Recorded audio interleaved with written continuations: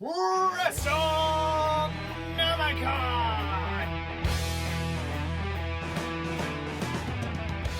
Hi, I'm Rachel Ivy, and with me is Shane Ivy. We're with Art Dream Publishing, and today we have received from DHL the prototypes for our Wrestlenomicon card game. So we are going to unbox this right here. We haven't opened it yet, and you're going to find out when we do what it looks like. Yep. So let's... Yeah, we're not absolutely positive what's going to be in here. I understand that there's probably going to be samples of the materials that they're planning on using for cards, for some of the for the boxes, for the tiles that go down to indicate where your card goes. Or it looks like this is a box, so it may just be the entire business of the core game, all put together using the materials that we've specified and been talking to them about. And Pardon me. Putting this game together has been more of a challenge than we're used to in terms of making sure that we get all of the right sign-offs, right? To make sure that these can go for sale. Well, yeah, US. it's our great downfall there is committing to include dice with the game.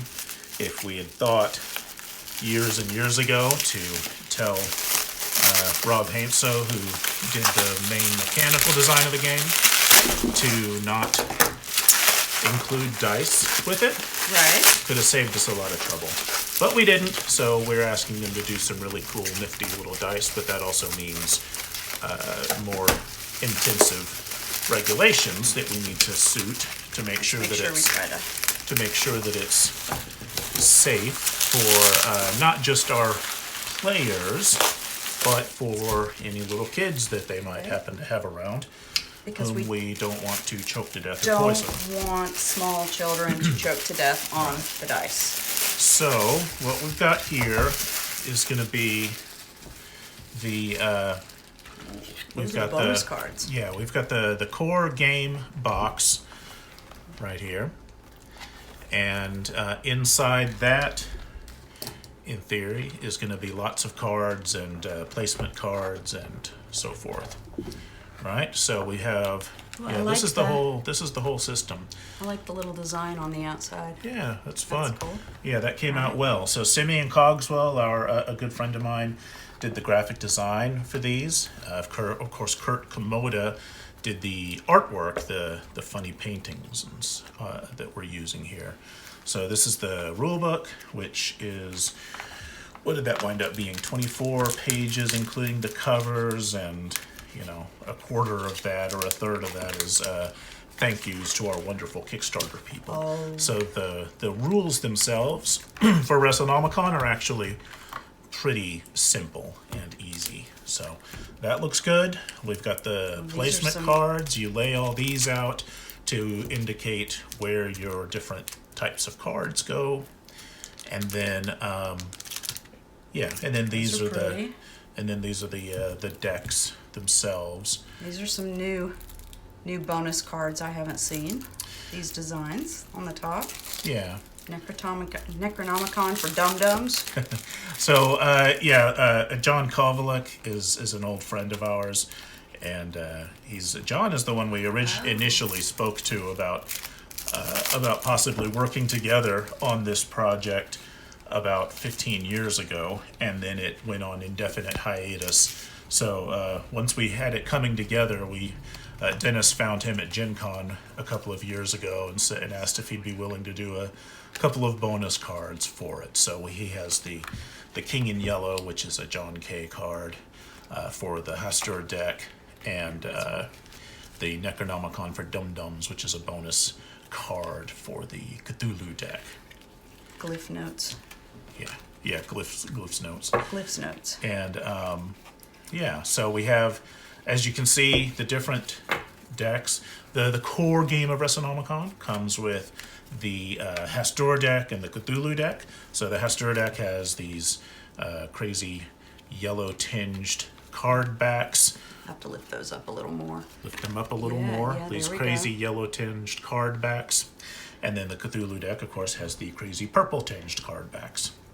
And Well, actually, I'm looking at these, and we've got the Cthulhu deck has Oh, the you're green right. ones. My bad. No. And this is the new design I haven't seen, which is the these indicate cultist cards. Yeah, that's right. The purples are supposed to indicate cultists. Okay, good. And yeah.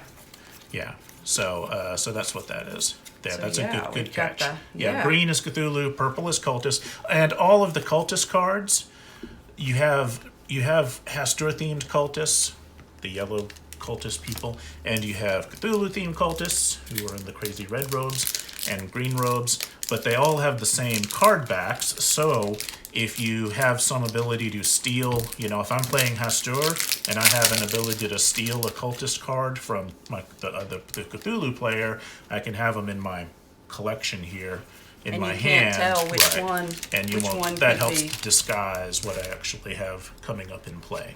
And then on the actual flip side, you've got the colors, right? The colors that tell you, if you're looking Mm-hmm. at them, which cultist.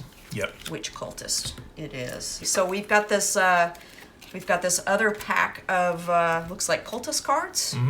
These are these Cthulhu and bonus cards that came up in the Kickstarter that we developed. So they're special servitor cards, which is a variant on the cultists. So you have your deep ones, which are cultist cards that do weird things, and the dead serve Hastur as cultists, and so you can bring those into play just as you can with cultists, but they have their own weird things that they're doing, and of course the decks are these are tarot sized decks, so they're supposed to pretty be big. Yeah, they're supposed to be compared kind of chunky, and so that you can get the full effect of the artwork and all of the disgusting things that Cthulhu and Hastur are doing to each other and their fellow immortal entities. Well, I want to take a look at the bonus Then cards. we Are these our special This is cards? it's that, the bonus deck. Yeah, the bonus cards is a separate card deck, which is going to be available for purchase separately from the core game. And so it adds, as it says on the label, it adds new Cthulhu cards, new Hastur cards, and a bunch of new cultist cards that are willing sacrifices. That's what that I'm are looking for, is our portraits of willing some of our favorite sacrifices. Kickstarter backers. Yes. All right, so let's see. So we've got both the Hastur. We've got Hastur. Let's see. Let's move these over just a little bit. We've got the Hastur ones. We've got some of the purple-backed cultists, and then we have our Cthulhu ones. So let's take a look. We've got these are some extra Attack cards and combo Extra cards attack that cards. you play Very cool. when you're fighting. There we go. Nice. So there's our Hastur ones, and then we've got some willing sacrifices. Got some of our backers. Let's see. Let's put this over here. Let's see what kind of. Oh, there we go. Man, you guys are immortalized in a game. Yeah. Man, these are crazy.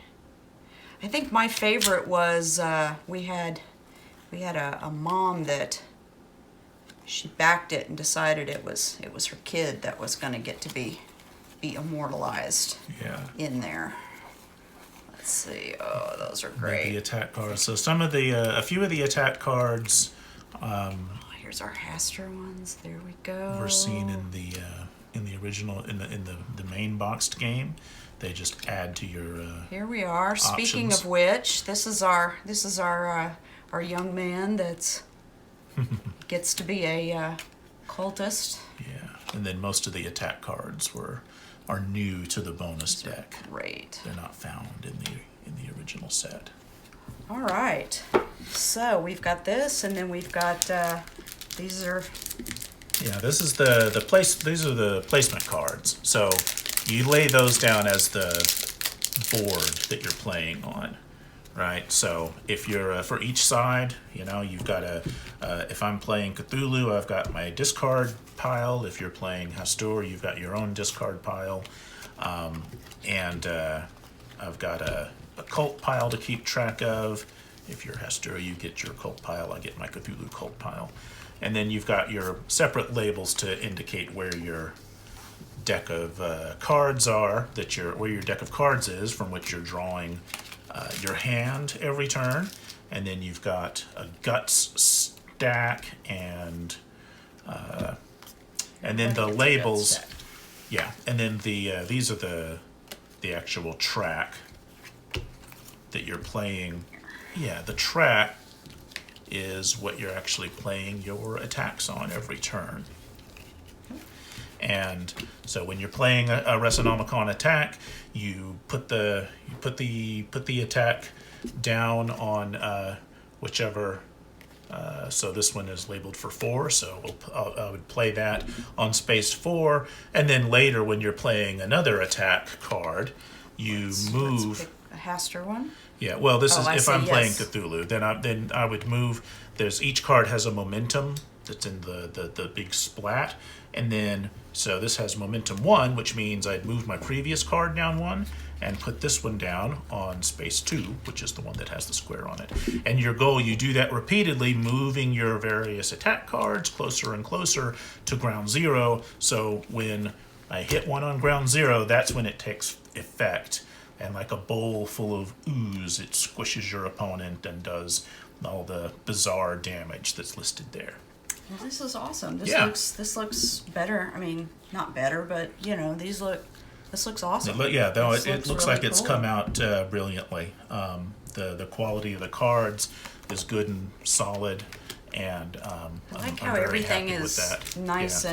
nice and wrapped up Right. in the packaging so that nothing can happen to your cards that can't get all dog-eared on their journey Yeah. over to you. So Yeah. so what's what are we looking at? I know everybody's super anxious due to the delays. They're super anxious to figure out what are we looking at? What's our current time frame? Just kind of a guesstimate. It's gonna. So this is June 1st, and I'm going to look everything over extra carefully and make sure that all the cards are there that are supposed to be there. And so it will probably be another couple of weeks after that, as they're finalizing everything on their end for printing the cards and the dice, which there are no dice in here. This is just the cards. Right. So in the rule book, and then they're going to send,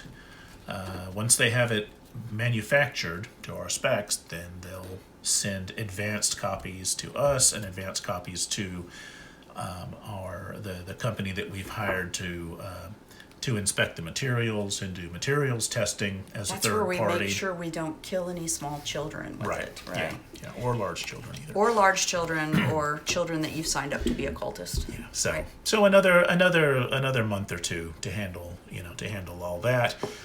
Once that happens, the main shipment is going to be on its way, and then it'll take about a month for it to get there. So by the time the main shipment hits our warehouse, we ought to have results in from the testing, and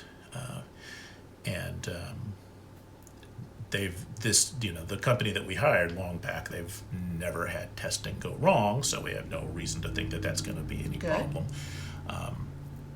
And then it'll be so in theory, hopefully In theory, hitting our warehouse. I think probably August is what we're still on track for Nice. in the warehouse and shippable. All right. Well, good deal. Yeah. Thanks so, a lot, guys. thanks, we look gang. forward to getting these shipped to you. Yeah.